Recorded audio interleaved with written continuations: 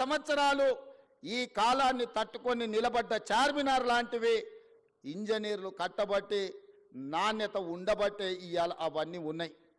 మీరు చార్మినార్ నుంచి ఉస్మానియా యూనివర్సిటీ వరకు కట్టిన ఇంజనీర్లను ఆదర్శం తీసుకుంటారా? ఉస్మాన్ సాగర్ హిమాయత్ సాగర్ను నిర్మించిన ఇంజనీర్లను ఆదర్శం తీసుకుంటారా? నాగార్జున సాగర్ శ్రీశైలం శ్రీరామ్ సాగర్ కట్టిన ఇంజనీర్లను ఆదర్శంగా తీసుకుంటారా? నిజాం సాగర్ను కట్టిన ఇంజనీర్లను ఆదర్శంగా తీసుకుంటారా? నిజాం షుగర్ నిర్మించిన ఇంజనీర్లను ఆదర్శంగా తీసుకుంటారా? లేకపోతే కాళేశ్వరం కట్టిన వాళ్ళని ఆదర్శంగా తీసుకుంటారా? మీరు ఆలోచన చెయ్యండి. ఈ ప్రభుత్వం వచ్చినాక గత 10 ఏళ్లలో నిర్మించినాయి ఏవైనా సరే ఎక్కడికైనా వెళ్దాం. ఇవాళ మాటలు మాట్లాడుతున్న మంత్రులకు నేను సూటిగా సవాలు విసురుతున్నా. మీరు కట్టిన డబుల్ బెడ్రూమ్ ఇండ్ల దగ్గరికి పోదామా? మీరు వేసిన రోడ్ల దగ్గరికి పోదామా? మీరు నిర్మించిన అమరవీరుల స్తూపం దగ్గరికి వెళ్దామా? ఈరోజు మేము కూర్చుంటున్న సచివాలయానికి మీరు వస్తారా? లేకపోతే 1,00,000 కోట్లు ఇప్పటికే కాంట్రాక్టర్లకు బిల్లులు చెల్లించిన కాళేశ్వరం, మేడిగడ్డ, సుందిల్ల, అన్నారం బ్యారేజ్ల దగ్గరికి వెళ్దామా? మీరే కడితిరి, మీరే మింగుతిరి, మీరు ఉండగానే కూలిపాయి.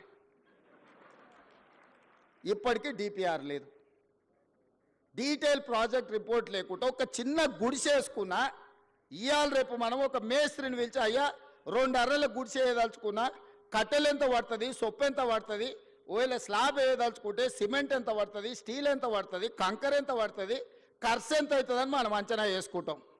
ఒక్క అర్ర ఇల్లు కట్టుకోవాలన్నా, చిన్న పాండప పెట్టుకోవాలన్నా ఒక ప్రాజెక్టు రిపోర్ట్ తీసుకుంటాం మనం. అవునా?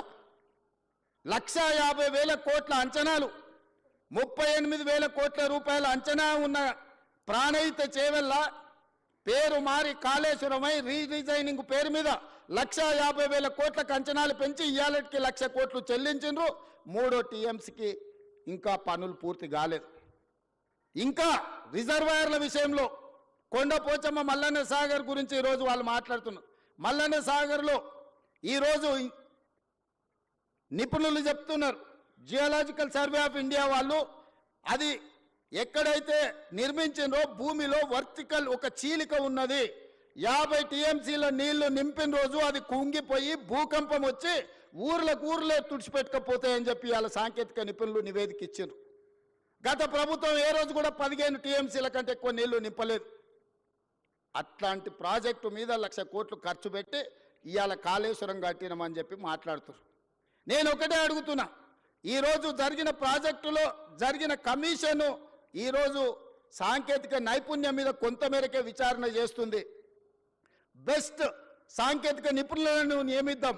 మీరు ఎక్కడ కట్టినరు, ఎట్లా కట్టినరు, దీని వెనకాల ఉన్న మర్మం ఏందో ఆలోచన చేద్దాం. ఈ గత 10 ఏళ్లలో జరిగిన నిర్మాణాలు మీరు ఏదైనా తీసుకోండి, మీ ఊర్లో కట్టిన చెక్ డ్యాములు తీసుకోండి, మీ ఊర్లో వేసిన రోడ్లను తీసుకోండి, మీ పల్లెల్లో కట్టిన డబుల్ బెడ్రూమ్ ఇళ్ళని తీసుకోండి, లేకపోతే చిన్న చిన్న గ్రామ పంచాయతీ కార్యాలయాలు నిర్మిస్తే కూడా గత 10 ఏళ్లలో ఏం పనులు చేసిరో మీరు ఒక్కసారి చూడండి.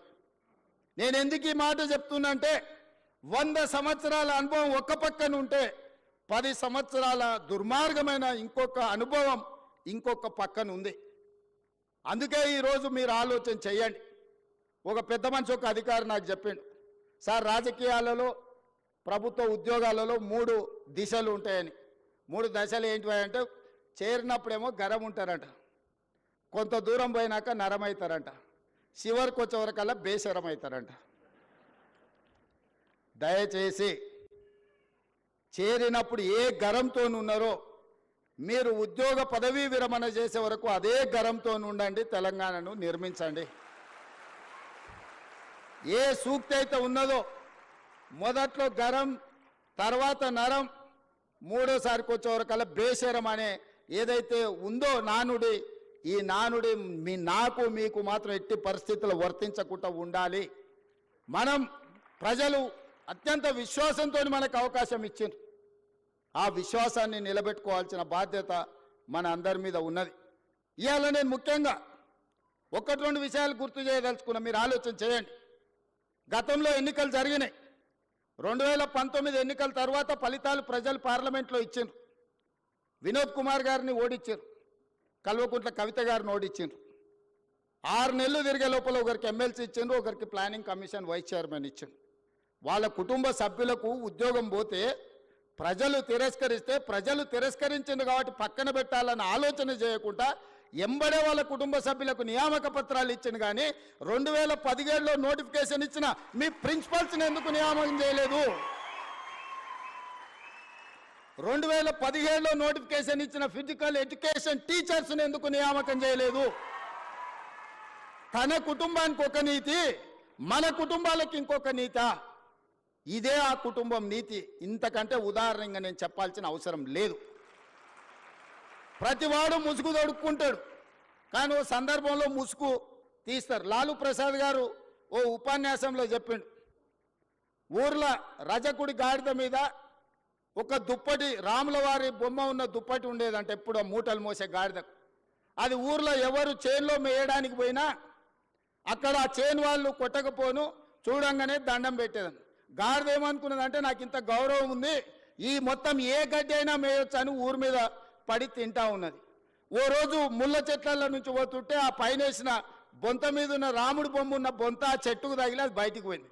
గాడిద చేనులకు పోయి మెయ్యంగానే దుడ్డు కర్ర తీసుకొని కొడితే నడ్డి ఇరిగింది.